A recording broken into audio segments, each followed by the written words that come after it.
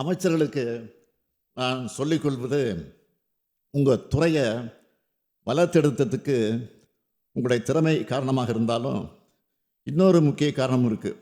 அதுதான் மாநிலத்தினுடைய அமைதி. அது என்னுடைய துறையான காவல்துறையில் தான் வருது.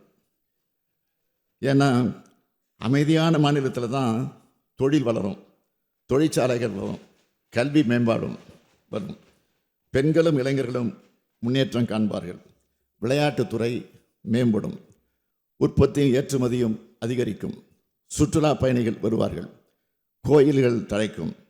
தமிழ்நாட்டில் நிலவும் இந்த அமைதிக்கு காரணம் என்னுடைய துறையான காவல்துறை.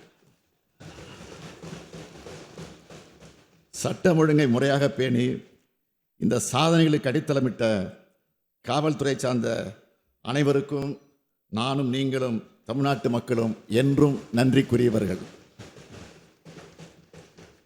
சட்டம் ஒழுங்கு சீராகவும் தமிழ்நாடு அமைதிமிகு மாநிலமாக இருக்கிறதுனால தான் பெரிய அளவிலான சாதி சண்டைகளோ மத கலவரங்களோ பெரிய கலவரங்களோ வன்முறைகளோ இல்லை.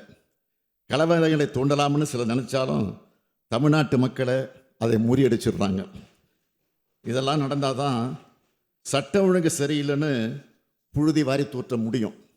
மொத்தத்தில் சட்டம் ஒழுங்கில் கல் விழாதான்னு துடிக்கிறவங்க ஆசையில் மண் தான் விழுந்திருக்கு. நான் என்ன சொல்கிறேன், குற்ற சம்பவம் நடந்தால் உடனடியாக நடவடிக்கை எடுக்கப்பட்டு குற்றவாளிகள் கைது செய்யப்படுறாங்க.